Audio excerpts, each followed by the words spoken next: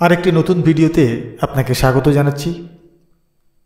2025-এর এসএলএসটির কথা মাথায় রেখে বাংলা বিষয়ের জন্য যে ধারাবাহিক প্রশ্নোত্তর আলোচনা আমি শুরু করেছিলাম, আজকে তার 38তম পর্বে এসে উপস্থিত হয়েছি।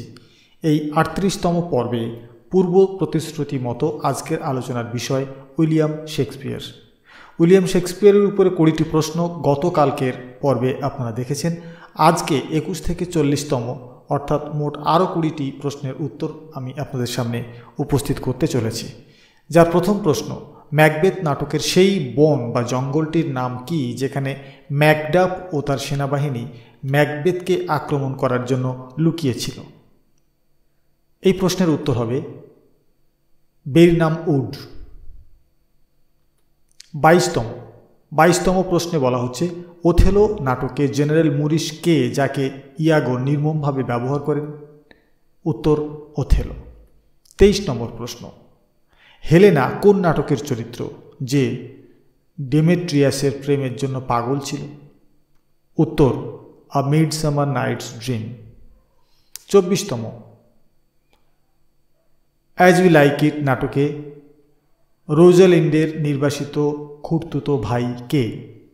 সঠিক উত্তর সেলিয়া।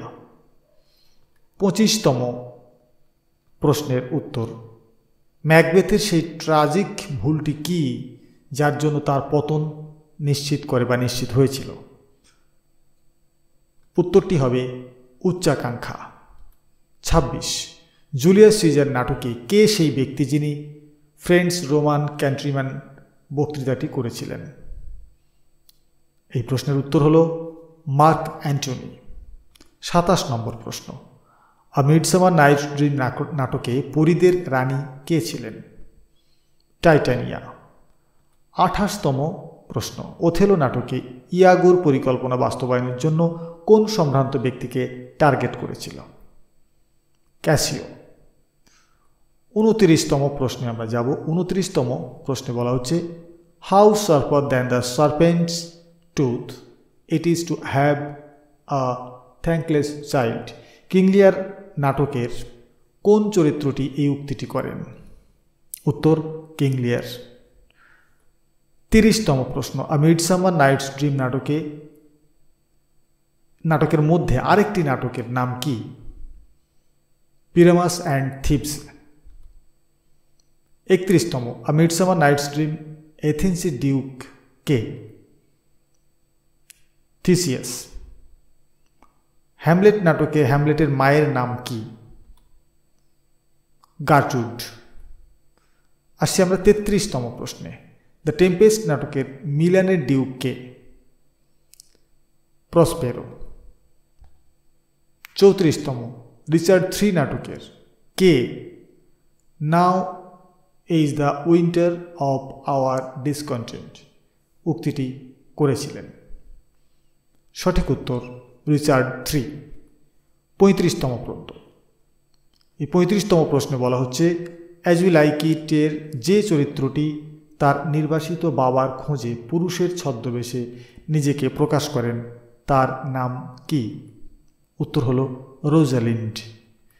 36তম প্রশ্ন, ওথেলো নাটকের মুরিস রাজকুমারীর নাম কি যিনি নাটকের কেন্দ্রীয় চরিত্রটিকে বিবাহ করেন?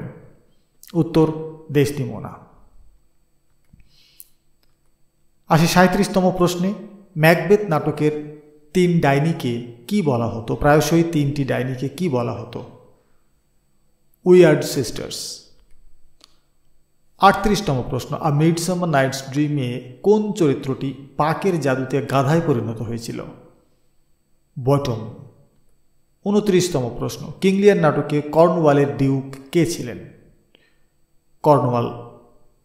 এবং 40 তথা আজকের শেষ প্রশ্ন, কোন নাটকের নাম নিয়ে কুসংস্কারের কারণে তাকে প্রায়শই স্কটিশ নাটক বলা হতো? ম্যাকবেথ।